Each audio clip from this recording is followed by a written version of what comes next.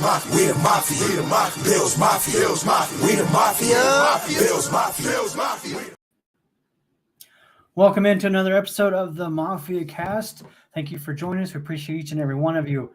It's a great week. It's another victory week, and we are here to celebrate it. What is going on, Casey? Happy birthday, Stefan Diggs. There you go. Happy birthday. The best things to ever happen to Josh Allen was Stefan Diggs getting traded to Buffalo. If it wasn't for him, we wouldn't be necessarily where we are. Maybe it'd have been somebody else though. Yeah, I mean, hey, it was almost Antonio Brown. That was scary. That was so scary. I remember how happy I was when I saw that, and then I was like, "Oh." The difference is though, Antonio Brown wouldn't take his jersey off in Buffalo Stadium. He'd freeze his little nipples off. He wouldn't do it. I don't know. Do you see some of the fans? That's because those are men. Well, that's true. That's true. And they have plenty of, we'll call it insulation to keep them warm. How was your Thanksgiving, man? Not bad. It was very low key. My wife and I have big families, so we kind of stay home, stay to ourselves. We had a bunch of different appetizers, watched the Bills game, got a little nap in after that until the night game. It was nice. How about yours? Busy. Yeah, so I actually smoked the turkey. This is the second year that I smoked the turkey, right? Last year was my first time, so I did it again this year, changed it up a little bit, did some things a little different. So I put the turkey on at 12:30 in the morning, and I stay up for about another hour to make sure everything's good and it's, everything's cooking good. And so about 1:30, I finally go to bed. Wake up at 7 o'clock, look at the temperature, and it's 145 degrees, or it's like, oh crap. Ooh. Like the family's going to be having, we're planning for 1 o'clock dinner, and at this rate, that thing's going to be ready at like 8, 9. So I turned it down, then we get ready, we go play our annual flag football, the Turkey Bowl. Hold on, give yourself your credit. Tell everyone what you told me. That we were 1-1. And that you threw for 78 touchdowns and ran for 78 more? No, it was more like 14 touchdown passes, only one pick. I thought I could Josh Allen it over everybody's head and drop it like a dime, but I'm not him. But but no, so I will say this: my 46-year-old dad bod cannot run around like I used to. So I ran 3 routes, and I'm like, oh nope, I'm good. I'll throw it. I can't do this. And this is why Mike and I call you Papa Ron. Yeah, pretty much. But no, so we finished that up. I get home. My wife's got the game on and paused. And I take a shower watching the game, And I hear from the kitchen, babe, can you come cut the turkey? And I'm like, no, I can't. The Bills are playing. There's something much more important going on than turkey. Yeah, I mean, there's like 20 people in my house right now. There's somebody besides me that can cut that turkey. I'm not doing it. Oh man, I was stressing during the game though. I was a little concerned. I don't think anybody was comfortable the entire time because everyone knows that Lions team is better than their record is. Like they are. They could beat any team in a shootout. I mean, if they had to get in it somehow, some way, Jared Goff and those wide receivers could pull it out. And it's amazing to me that they can, but they can. They have the chemistry, and Amon-Ra St. Brown, unfortunately, torched us. Which we'll get to that in a minute. We will get to that in a minute. Yeah. Okay, we forgot something. We got to kick off the show here. So even watching the game, like I wasn't getting like necessarily mad or frustrated or anything like that. Like I was nervous, but I think at this point in the season, with all of the injuries, with all of the struggles, and if you actually watch the game and not just Bills, then you understand the Lions, like you were just saying, are a pretty good team actually. And I didn't even realize this, but I think it was during the broadcast, they said that the Lions defense was playing like a top 5 statistically over the last 3 weeks during the 3-game win streak. Much improved defense than from what we saw the first part of this season. And it kind of showed. Like we didn't move the ball quite as well as we thought. Most fans thought that we would. But yeah, I'm on St. Brown. So what do you think of him? I thought he was really good last week. I just thought the Bills' defense was going to be better.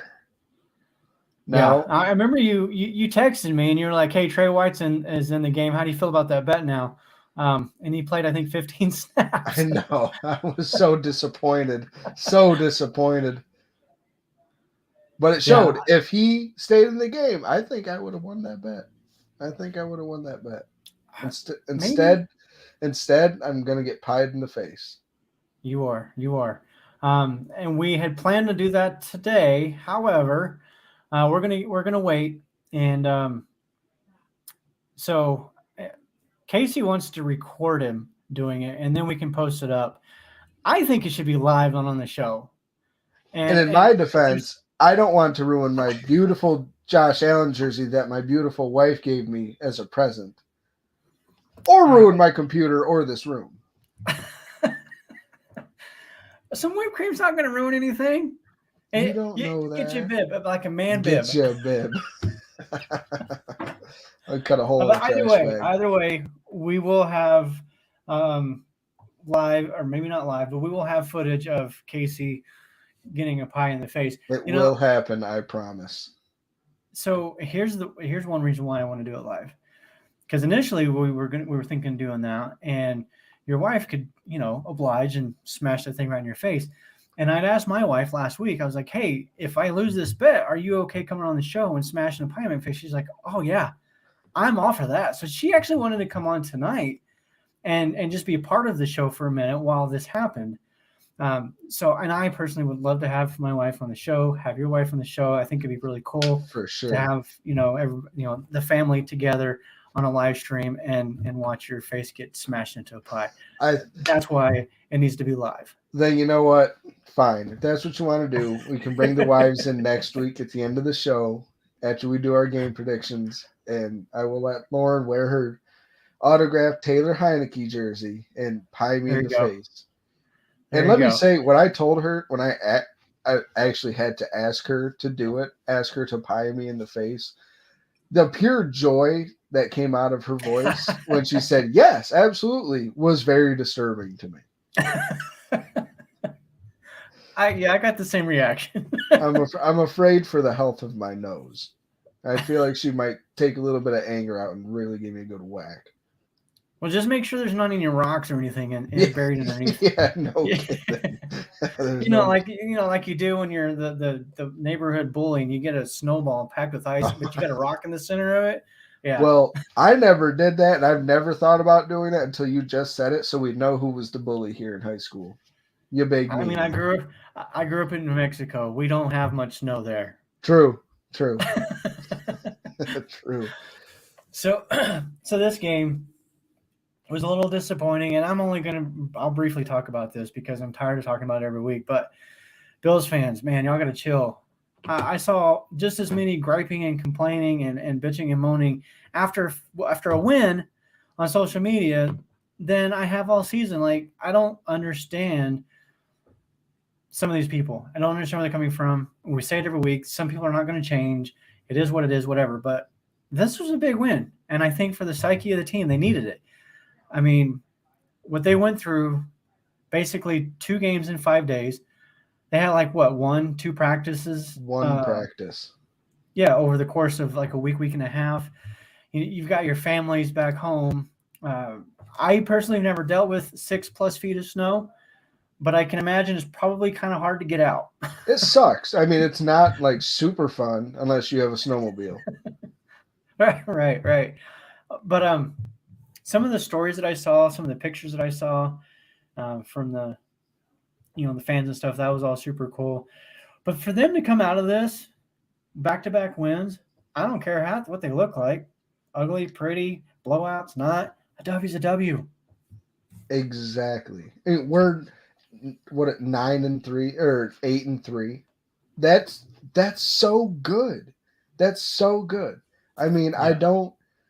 We're going to get to it in a little bit, but like you and I talked about on Twitter earlier, if the chips fall the right way, we are literally the number 1 seed after this weekend. Like Yeah. they need 3 losses this week and a win. And if they happen, then okay, cool. Automatic number 1 seed already. We'll have I know. we'll have That'd be cool. we'll have the tiebreakers over everybody except the Jets.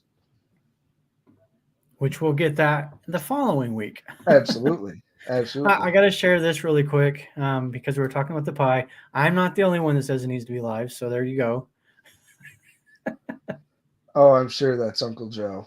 I'm sure he will get a lot of pleasure out of seeing me do that. And there you go. Lauren wouldn't mind helping. We all know that. Nope. So back to the game. Like the comment here, upward trending defense. Like I said, I didn't realize that they were kind of heading that direction. You just always saw the narrative all week was they're one of the worst run defenses in the game. So Buffalo needs to run the ball. And they didn't run it as much as I thought they would. I did expect more running. I guess I kind of fell into that whole narrative. Like, yeah, that's what they need to do. If I had, maybe dove into a little bit more and saw that, okay, this defense is actually playing pretty well as of late, and maybe that would have been different. But were you at any point in this game? Okay, let's take the 23 seconds. Did your mind instantly go to 13 seconds? Be like, yeah, Josh Allen's got this. Yep. Yeah. I mean, it's literally the first thing I thought of. I was like, yeah, Mahomes did it in 13. Allen can do it in 23. Yeah. And yeah, I don't know.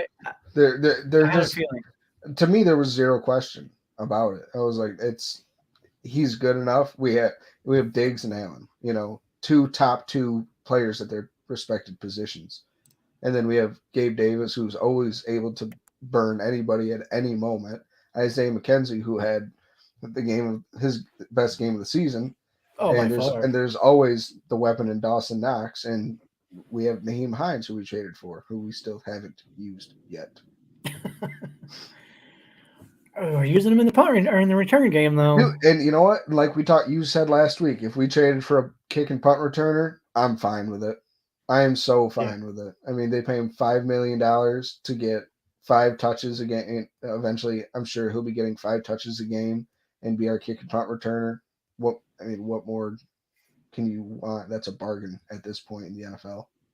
Yeah, for sure. I was the same way. So sitting there watching the game, it was me. Both of my daughters were sitting there, their boyfriends. We were all sitting there watching the game. And when the Lions tied it up, I just looked at it, I was like, 23 seconds is plenty of time. Yep. Like, watch, this is what's going to happen. With 3 timeouts. And man, he hit Diggs on that first play. I think 39 yards or something like that. And then when you actually go back and watch that play in slow motion and all the angles and stuff, that was an incredible catch. Yeah. Dude, it was triple coverage. It looked so much more open in the broadcast, but then every other angle, it's like he was getting closed in on. He's lucky. Diggs is lucky he didn't get absolutely crushed on that catch. Yeah. And he held on to it. I think it was the first target he dropped early in the game. Do you remember that on the sidelines? I want to say it was the first drive. It was the first drive. That was insane to me. Yeah, and he made up for it in that late in that fourth quarter on that catch. I also heard that I think it was that particular pass, or maybe it was. I think it was that one, but the ball was traveling at 59 miles per hour. Isn't that's insane? Insane. Absolutely. That's like the speed limit in a lot of places. Man, it makes me wonder, is the elbow truly an issue, or is it just a matter of he's just kind of struggling a little bit? Because we've seen some terrible, quite honestly, terrible passes that have sailed or fallen short or whatever the case may be. But then we've seen some where it's just like, there it is. Where's that been? So my opinion on it is he's taking it light when he thinks he can. When he's like, all right, I think I can add a little bit more touch onto it. I mean, him throwing it quote unquote slow is still top speed for a lot of other quarterbacks in the NFL. When he takes him off it, but it looks like, but that's not how he is normally throws the ball. So he's kind of learning the touch again. Trying to learn how to throw basically completely different. But then when he needs to, like at the end of this game, I mean, he was like, let's do it. Let it rip. Because that breaks down to him. I'm going to do whatever it takes. I don't care what happens to my body. But I think he's being mindful of it for sure. I mean, I thought that last game that there were some touches where the ball just doesn't look as fast coming out of his hands. But I think it's on purpose. I think they were like, just take it easy. You don't have to whip every single throw, you know. And I think this ultimately might make him a little bit better of a quarterback when it comes to the touch throws, to dropping it a little bit over top the linebackers on the short crossing routes, and swinging it outside. Because we've seen Josh struggle a couple times with the speed of the ball coming out into the back, like in a swing route to the running backs, to where they just can't hang on to it. Can't handle it. Yeah. Yeah, because it's coming out at 59 miles an hour. That's insane. Okay. I have to tell this story really quick, because speaking of the fastball, if you will, Thursday morning during our Turkey Bowl, we needed a touchdown to win, right? And the guy, my I don't even know who it was. Oh, never mind. Yeah, I do. It was my stepson. He was coming across the back of the end zone, and I only have one spot to put it. No, this was actually two touchdowns prior, but I rifled that thing in there as hard as I could. And when I was on a line and it hit the target, he caught it, touchdown, and I was like, "Oh, okay, I'm done, guys." That hurt. I don't know how Allen does it. Like game after game, week after week, just man, the fire he puts on that ball is insane. And I'm sure my fastball probably hit 9 miles an hour tops. 9 miles an hour. But we have a couple of comments in here, so I'm going to go ahead and share those really quick. I love when we get fan interaction. This is cool. Gives us something else to talk about and interact with. But Bleed Buffalo, they both played well, but we won. Enough said on that. I predicted prior to the start of the season we would go 14-3 this year. So all wins from here. Let's go Buffalo. What do you think the odds of? I mean, obviously we can win every game, but if you had to say yay or nay right now, do you think we do it? Run the table? Yeah. Nay. I'm with you. I said we were losing to the Bengals when the schedule came out. Bengals December 18th at home. I mean, at the Bengals on Monday night. I think the Bengals are going to have a lot more to be playing for. Well, I at the time, I thought the Bengals were going to be having a lot more to play for, but now it seems like obviously the Bills are going to have just as much to play for. Yeah. But I mean, Jamar Chase is going to be fully healthy and back, obviously, at that point. Hopefully the Bills are going to be a lot more healthy. I think that one's going to be a dogfight. I just kind of give the upper hand to the home team at that one. If they were playing in Buffalo, I'd give it to Buffalo. But yeah, we've seen this team struggle in the middle of the seasons in the past years, and then go on a tear and run the table at the end of the season. Last year they won the final 4 games heading into the playoffs. The year before that, I want to say they won like 7 or 8 straight. 9 going into the playoffs. Was it 9? So I mean that's significant. When right now we're in week 13, so 6 games left. No, yeah. So 6 games, so they could absolutely run the table. I just, because of the way this season is played out and because of the injuries, yeah, I do think we drop at least one more. And I don't know if it'll be against the Bengals. I think that's probably the best team remaining on our schedule outside the division opponents. But we'll see. The Bengals could do us a huge favor this weekend, which we'll get into that here in a little bit as well. But when we talk about this upcoming weekend of games, here's another one. Belichick is excellent at taking away your best weapon. I think this will be Singletary and or Cook and make Allen use his arm. Thoughts? I think what the point here is taking away Diggs. That's my assumption. Is that's what they think would happen. And if they do that, successfully, I could see Allen running up 100+ yards on the ground. I could see him be like, okay, screw you. I'm going. I think Belichick has tried it before and has become very unsuccessful. That's I remember true. Diggs. I can't remember the exact 2 words that Diggs told a couple Patriots fans last year after he scored a touchdown on them. But it rhymed with duck and food. And I think that Diggs is going to do it again. What did it rhyme with again? Say that one more time. Duck and foo. But I think you're I do right. think Yeah. I do think they're going to use Singletary and Cook more, and I think they're going to rely on the running backs. I do think Dorsey wants to try to get Naheem Hines more involved, and it will At be the expense of who? at the expense of Cook. I think on a couple of snaps, like I Oh, said, five snaps. I know that hurts especially because he's been playing well, but Cook's been playing really well. maybe this is going to turn into who has the hot hand. Like if Yeah. that's the kind of backfield this is going to turn into, and if that's the way it falls, then I'm fine with it because that means at least one out of our three running backs is running well. Yeah. Not trying to force it to happen like they've been trying to do with Moss the last 3 years. Oh man, did you see Moss play last night? On punt coverage, but I mean that's it. He had a carry. One carry that I saw ran right into the offensive line and then down. I think he got like 2 yards. Like yep, that's the guy who remembered. Oh, he actually got him 2 yards. Usually he'd only get us like half. Yeah. Yeah. I love Singletary, and I have been tooting Singletary's horn all season long, all off season. But there's just that dimension that Hines and Cook both bring, and that's the home run threat.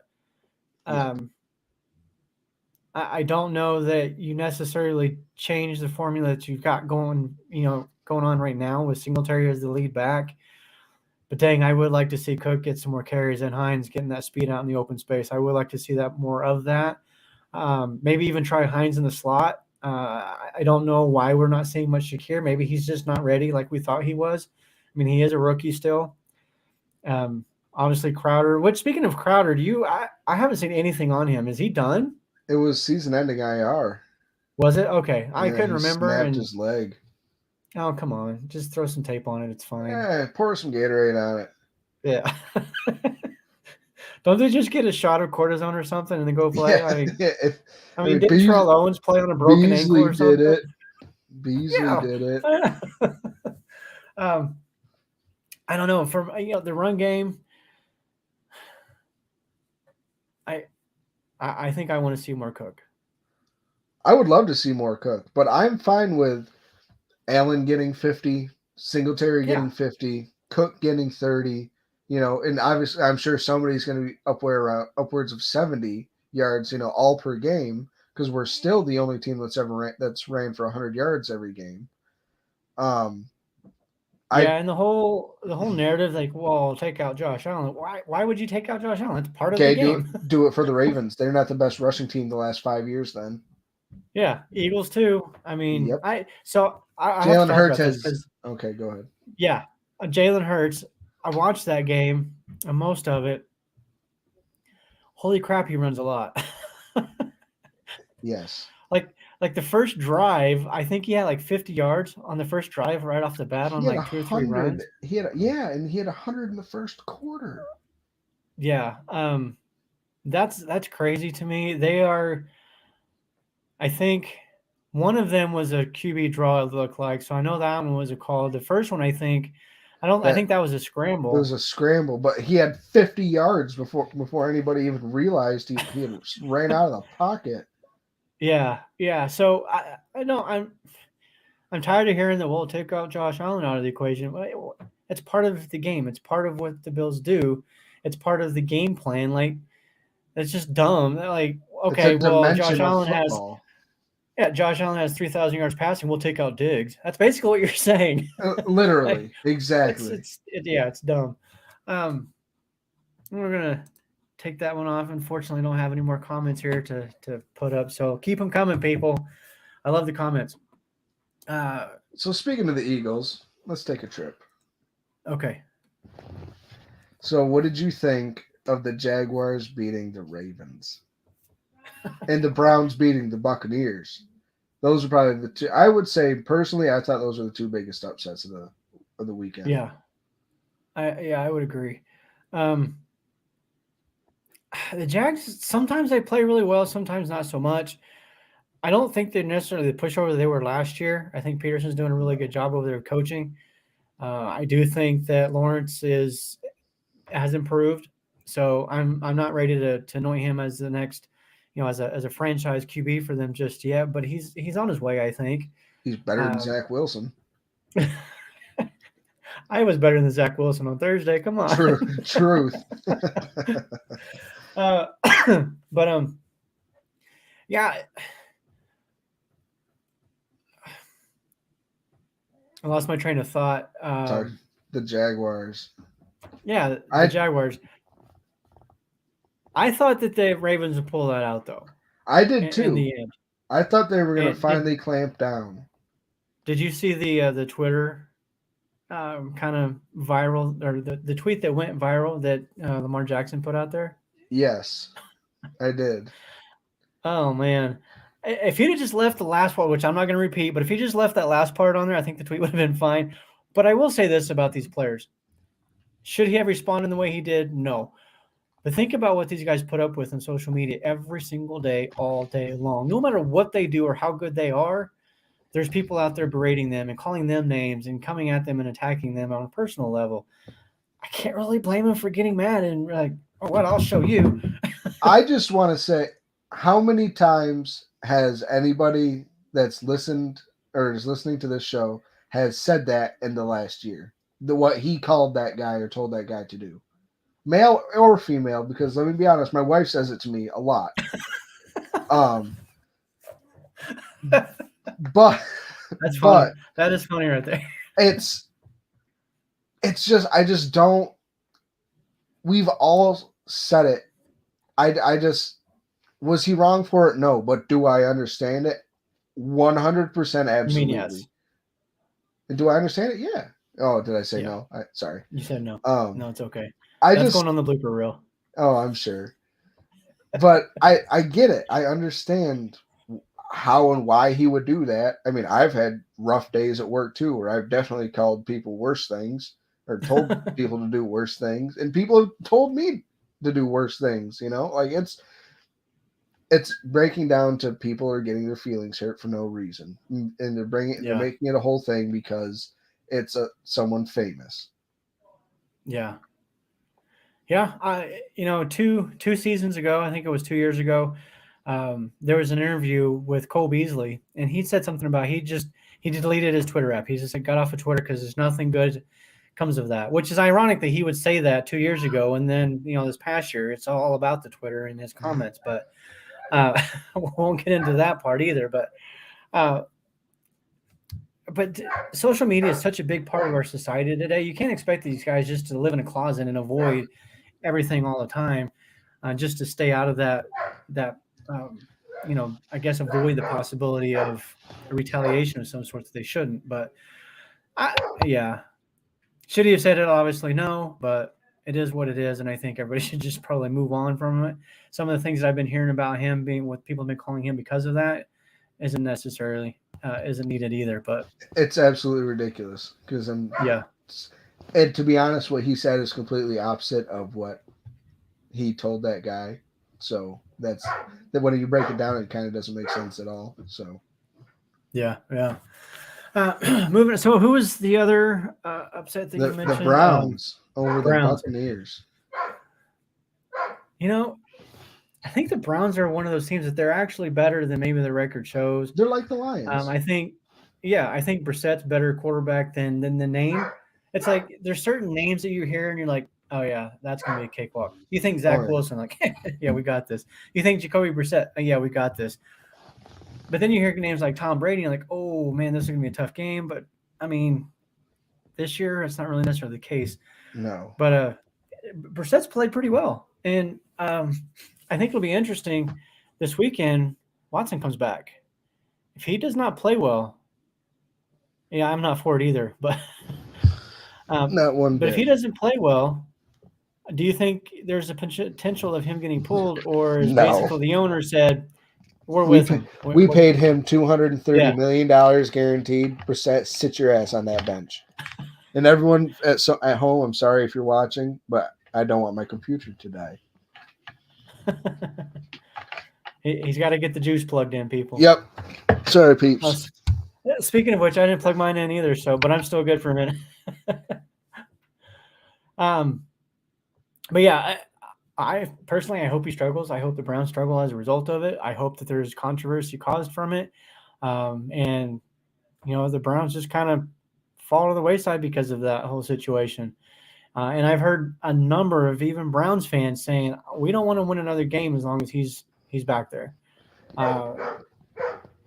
Yeah, I remember when he joined when like all of it happened when he came to the team, and people from Bills Mafia were like, "Come on over, come join us. You're more than welcome to come be a Yeah, Bills fan if you don't want to support that."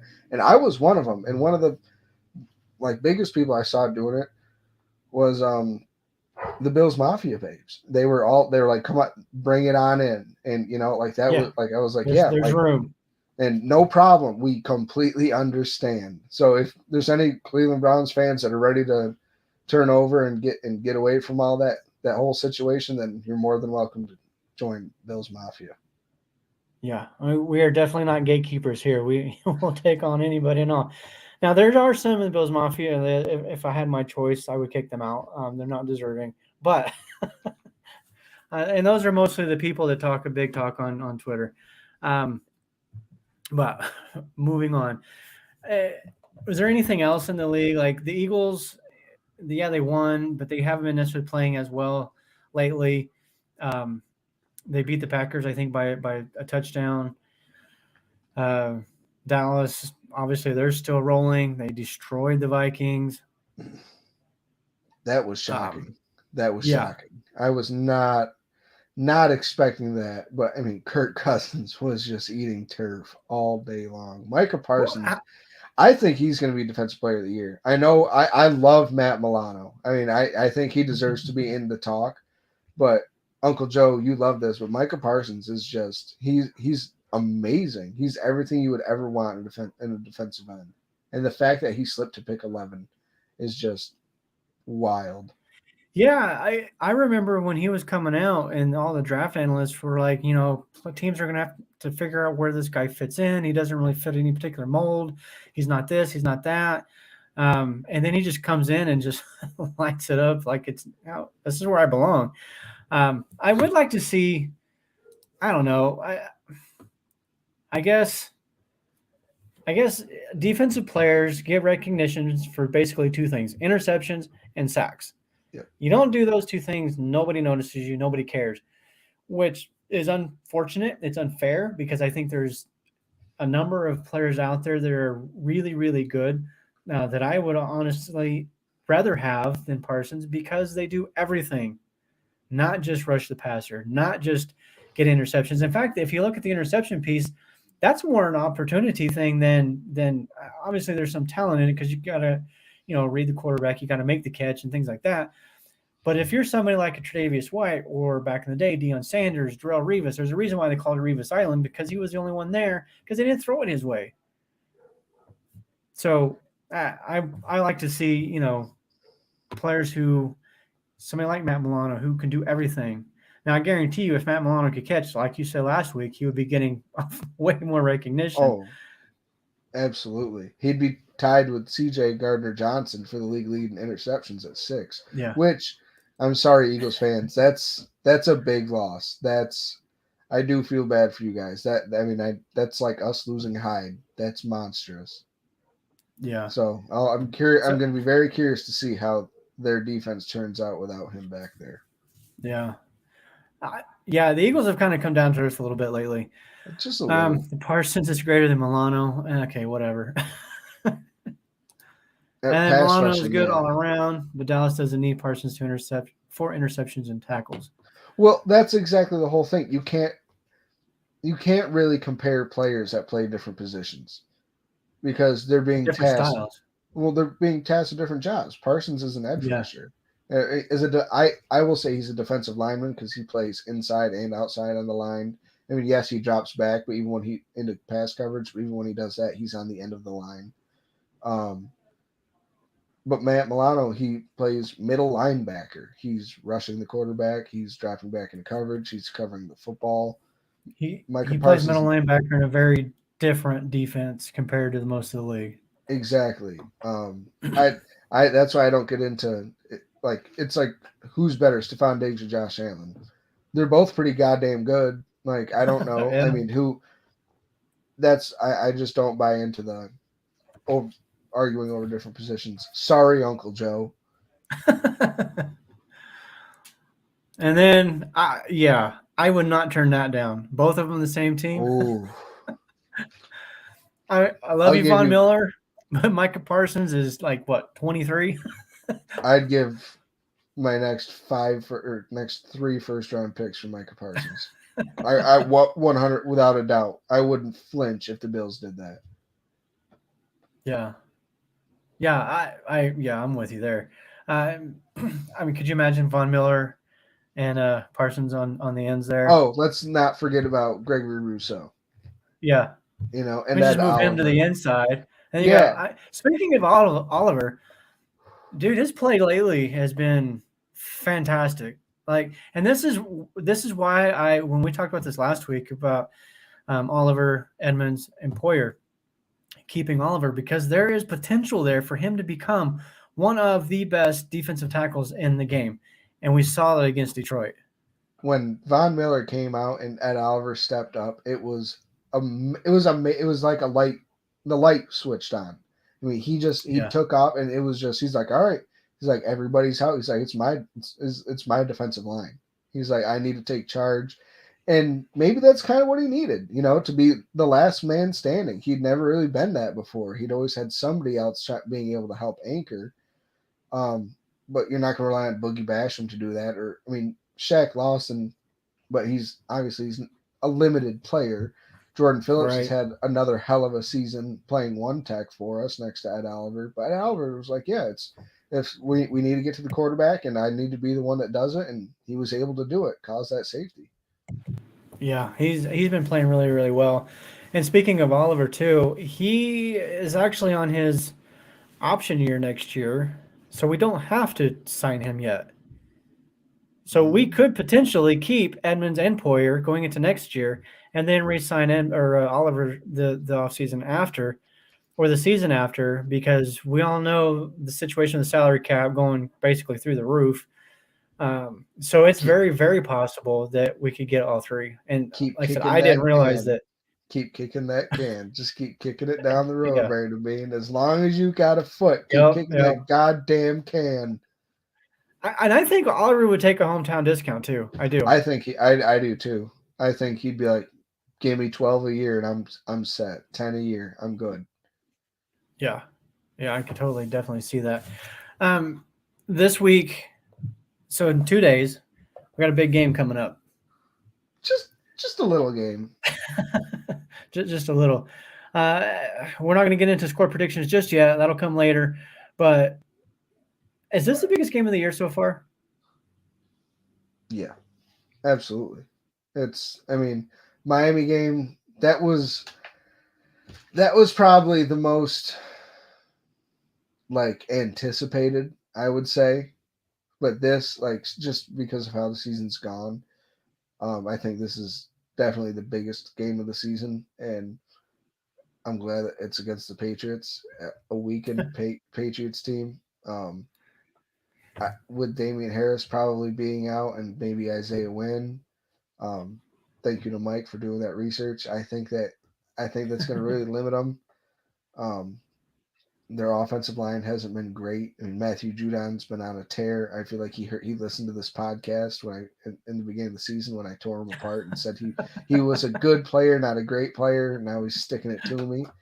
I'm sure Micah Parsons sits and listens to our show. Oh, for Parsons, sure. Judon. Judon. Oh, you know he does. He does. He's an avid listener. He is absolutely, definitely. So everybody should follow the lead and become a listener as well. You talked about the injuries.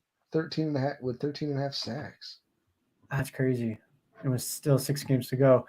So the Patriots injury report, as of today, Damian Harris, Isaiah Wynn did not participate or did not practice. David Andrews, and I can't pronounce this offensive tackle's name, but it's Yodny Cajuste. Cajuste. Both of them were limited. So that's 3 offensive linemen right there. I know Wynn and Andrews are starters. I don't know about the other one. And then Marcus Jones, he's got an ankle. Jacoby Myers, Jalen Mills, their other corner. Devontae Parker, shocker. Shocker. Jabril Peppers, who did not practice today because of an illness, so he'll more than likely be good to go. Yeah, but again, shocker that he's on the injury report. Yeah. Those last 2, Parker and Peppers, find themselves on the injury report quite often, more so than not, probably. If you look at Buffalo's injury report, since we're talking about the injuries, we have 15 guys on this list, but 11 of them are full participants today, so that's huge. To include Josh Allen, Tremaine Edmonds, really excited to get him back. AJ Epinesa, who we're definitely going to need with the Von Miller out. DeMar Hamlin, Dane Jackson, Jaquan Johnson, all of those guys who did not DNP is because of illness. This team cannot not get sick and avoid the injuries. It's crazy.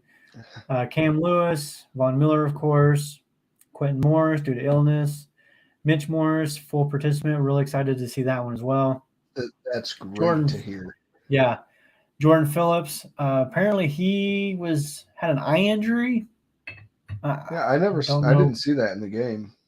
Yeah, the only thing I can think of is maybe that happened during practice or something, or late in the game maybe, and he got poked in the eye. I don't know. Hit by and then Greg Rousseau.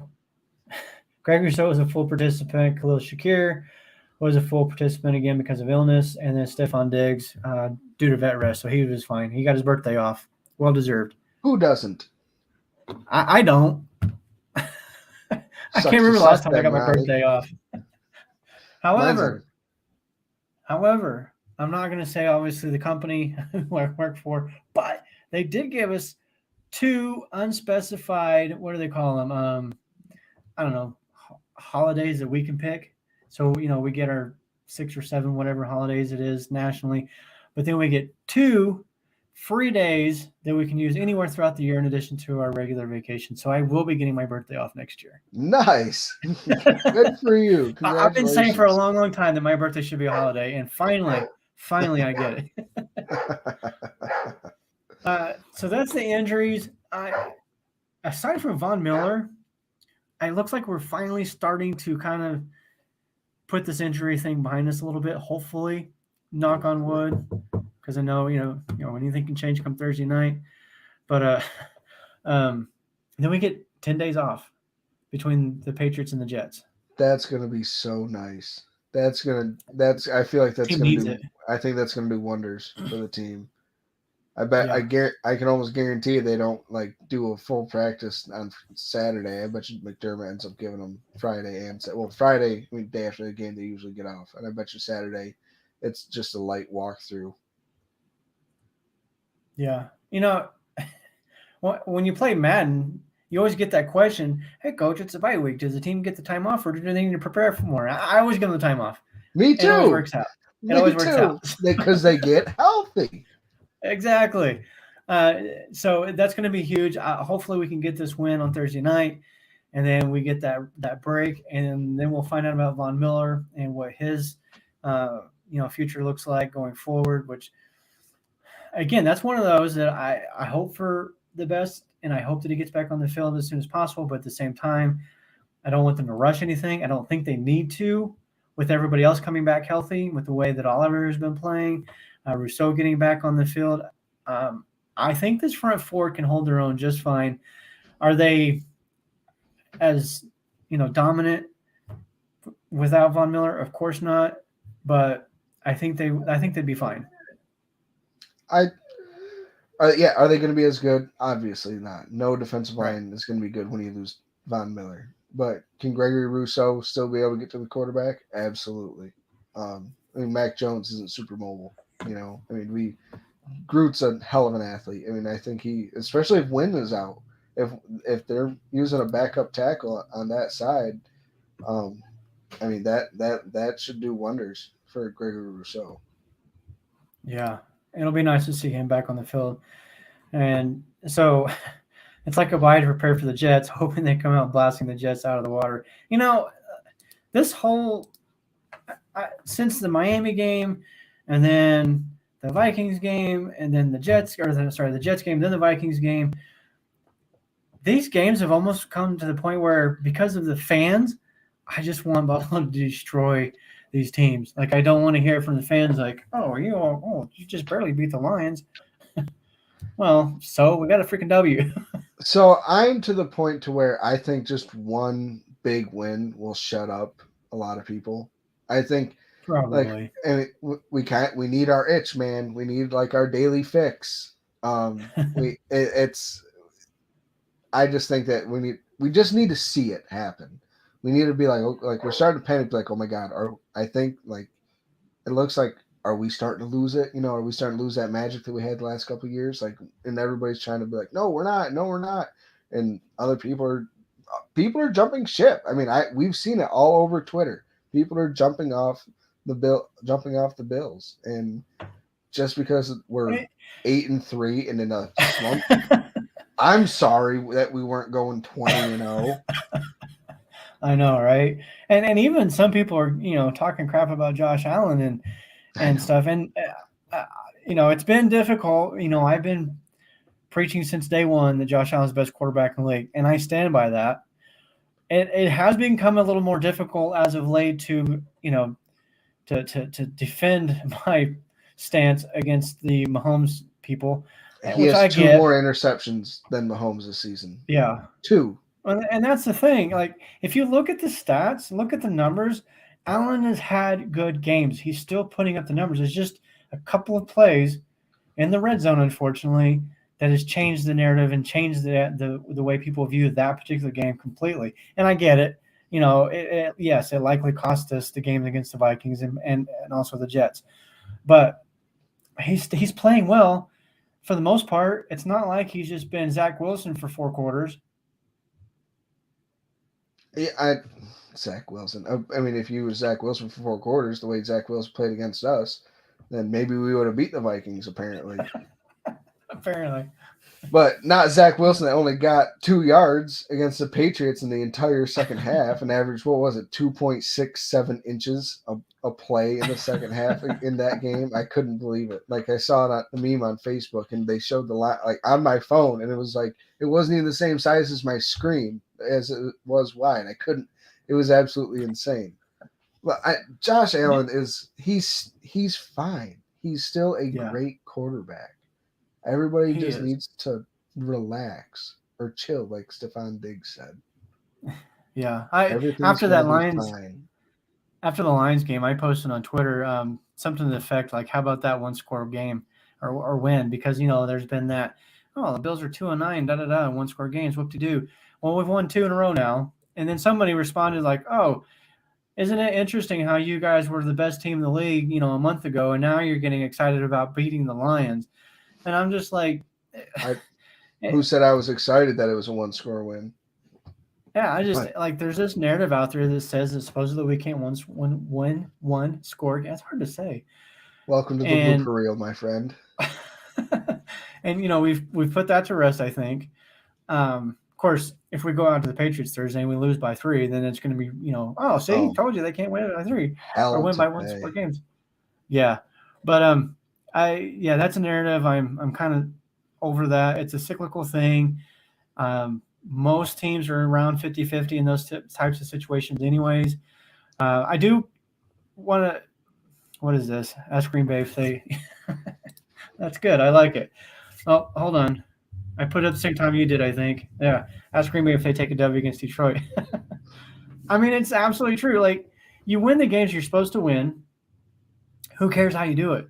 Like, if Buffalo limps all the way to the Super Bowl and they win the Super Bowl by 1 point, who cares? Who cares? Not a single Bills fan won't care if they win the Super Bowl by a point. Nope. And nobody in the world will care that the Bills win the Super Bowl by a point. Yeah. I think the fans just kind of went into the season, and especially the way the team was playing the first 6 weeks, and they just got into this mode where, like, we're unbeatable. We're going to the Super Bowl. There's no ifs, ands, or buts about it. This is it. This is our year. And it may still well be, and I personally do think so. But there's going to be bumps along the way. Like, it's just unrealistic to expect a team to go played perfect football for 17 weeks and through the playoffs. It's just an unrealistic expectation. I don't care how good you are. No, I mean, even the great Tom Brady and Randy Moss couldn't do it. Yeah, right. Got lost to the Giants. I wonder what the spread, not the spread, the favor on that was. I know the Patriots were favored, and if I remember correctly, it was the largest number in Super Bowl history, but I don't remember what it was. Really? But that just kind of brings me to my point of earlier today. Again, on Twitter, I posted up the AFC East standings, and somebody had commented, and so my comment was basically, if Buffalo wins, the Dolphins lose to the 49ers, the Bills could very well be back into first place in the AFC East come Sunday night, right? And somebody responded with, and if the Chiefs lose, which they likely could, then we would have the number one seed again, or, leading for the number one seed. Oh, man, some of Chiefs fans got all butthurt about that. Like, we're not guaranteeing anything. Like, you guys are guaranteeing it. And then somebody said, well, we're favored by 14. I don't care. You guys were Vegas has them favored by 14. That's what this individual said. I didn't look at it, but somebody else commented afterwards. Like, where does it say that? Because if it's 14 going to the Bengals, I'm going to go hammer that bet with every single last dollar I own. I mean, that would be absolutely ridiculous. They're getting maybe somebody who's listening could look it up really quick and tell us what that is. Mixon. Yeah, I mean, Mixon is out this week, I think, right? I don't think so. I thought I saw something that he might be out. Is he? Because he was out last week because I had P. Ryan, but maybe that was I don't know. When you have 9 different fantasy football teams and you do this podcast and you've got all these social medias, it's really hard to keep track of what's going on where sometimes. And you are the founding member of the Brady Bunch. Well, there's that too. Before we get into score predictions, I'm going to put this up. You've been consistent all year. You said it wasn't about being undefeated at the end of the year. It's about the trophy, and that's absolutely true. Who cares how you get there? As long as you get there and you win it, nobody's going to put a little asterisk in the record book and say, well, you won the Super Bowl, but there was this month-long stretch in November where you weren't very good. Like we said last week, the Buccaneers and the Rams both had midseason slumps. The Rams got blown out by like 40 points against the Titans at home last year. The Bucs were 7-6 at one point the year they won the Super Bowl. They had to go. Yeah. They had to be a wild card team in order to play back at home to make this in the Super Bowl. So that's crazy in and of itself as to what they didn't get a home field game until the Super Bowl that year. Every team is going to have its woes. It's just how can you fight through it? And so far, the Bills, damn right, they have fought through it and fought through it well to come out and be 8-3 after all these injuries. Yeah, and I think this little adversity, this little bump, well, not really a little, because, we're talking, about a 4-week stretch now. I think it's going to serve them well in the playoffs. Just get to the playoffs. At this point, yes, we want to win the division. Yes, we would love to have the home field advantage. But ultimately, you just got to get there. Deep down, if we lose the division, I will be extremely disappointed. But let's go. Let's see who the big dogs are now. We saw the Patriots were like, all right, round 3 going into the playoffs last year. Let's see who the better team is. Boom, 7 straight drives with points. Who's the better team? I just want to get, like you just said, I just want to get there. I just want to be there already. I hate rushing through the football season because it's so small, but goddamn, it's time. Let's get to the final 16. Let's make it happen. Yeah, I'm with you. We're going to get into the score predictions here. So talking about the Patriots, you brought up that perfect game that they're building it as from the playoffs. I'm actually surprised I haven't heard this narrative at all. Is a revenge game factor for the Patriots. We got embarrassed last year. This is our opportunity to prove that we can play, that we can hang with the Bills, and they're not just going to run away with the division. I haven't heard that at all. think of it how we felt when the Bills played the Patriots in the 2000s, or up until 4 years ago. We basically knew we were going to lose to the Patriots. We were like, all right, let's go get them. But we didn't have much confidence in it. We were like, all right, it was hollow hope. And I actually saw some stuff on Facebook today in an AFC East trash talking group, and it was Patriots fans saying, I hope we can make them punt just one time. Let's take small baby steps. We're not even looking for a win. Being dead serious, and fans were like, yeah, I know. I hope we can at least stop them one time. It's just crazy. It's cool. I love that. I mean, I've never seen that before. Talking about somebody talking about my football team, the Buffalo Bills. But you mentioned that really quick. When we did our Turkey Bowl, it was really cool to hear how many people were making Josh Allen references. We had 4 teams. We had enough people to have 4 teams, right? And people from both teams were like, "Oh, that's such a Josh Allen type of throw," or "That's such a Josh Allen thing." I'm like, this is really cool, right? And not coming from me either, and not from my daughters who are Bills fans, but from other random people that, like you said, root for other teams. Every single time, I swear to God, my wife will be able to attest to this next week. Every single time the Josh Allen Gillette commercial comes on, I go, "Ooh, babes, there he is!" And I point, and she's like, "What? Oh my God!" Yeah, I get the same thing. But everybody complains about it. The second we lose, it's because he's shooting a goddamn commercial. No, that's not why we lost. So move on. This is a little shout out. This is from actually our YouTube account, our YouTube channel. We're still getting revenge on the Pats, and I'm pretty sure I know who commented that.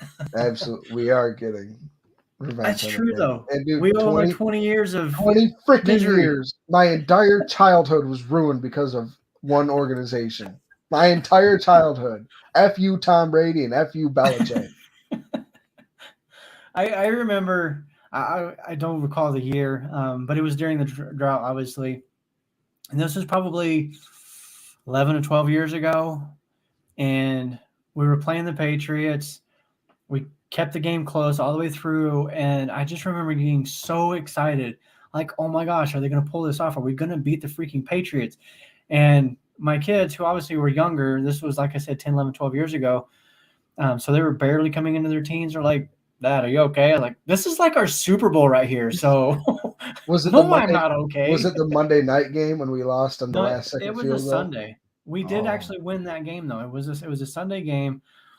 I wish I'll have to go find it and look it up and kind of give you more of the details next week. But so let's get into the score predictions really quick. Let's bring in Michael for our score predictions. Let's do it. Oh, fix your hair, Mike. I see something. Michael, what's happening? What's up, guys? How we doing? All right, man. How's it going? You tricked me into it, I think. So, all right.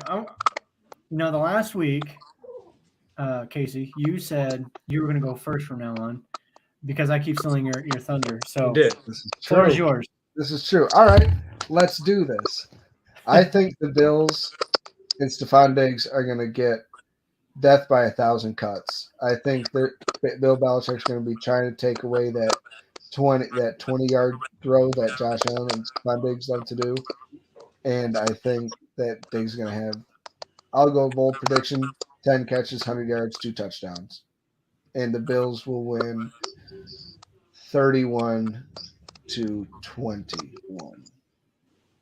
Okay. All right. Mike, what do you got? I'm up next. All right.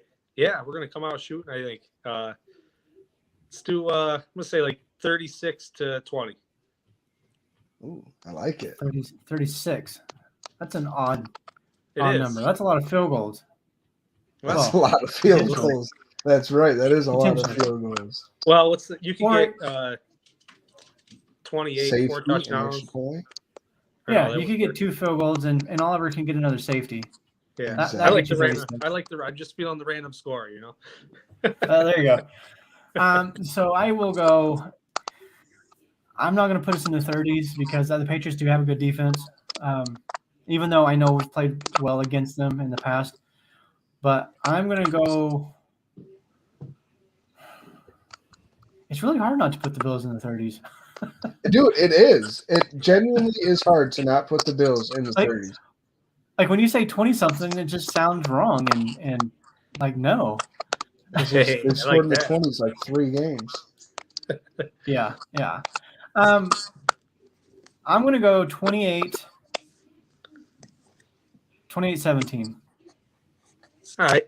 I like it. I don't have a lot of faith in the Patriots offense getting a whole heck of a lot of points against us because I mean they played well last week offensively, but I don't see them doing that against the Bills defense. And like I said, the Patriots defense is pretty good. And until we get out of this offensive funk, I'm gonna go with 28. So 28-17. Bills. We're all picking Bills. Did we all? Absolutely. Screw the Patriots, man. I mean, what else are we gonna do? Unlike somebody who picked the Jets a couple weeks ago or whoever that was. I mean, you're right. No, Mike picked the Vikings. It was okay. The Vikings. Yeah. You know, I don't think you should be allowed to pick anything anymore. That's why I was going to maybe do the pie in the face, too, because I know you wanted to punch me that day. Oh, man. All right.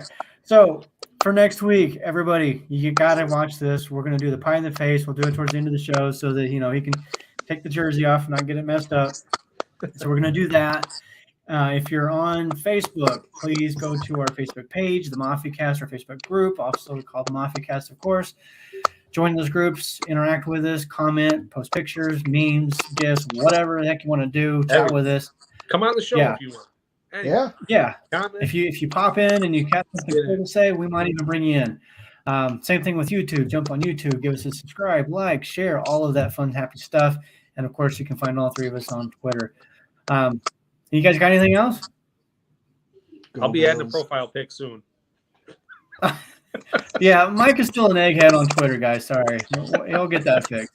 He's semi-old, so we got to give him some slack. Right. What am I then? Papa Ron. All right, I'll take You're it. lucky we don't call you Santa.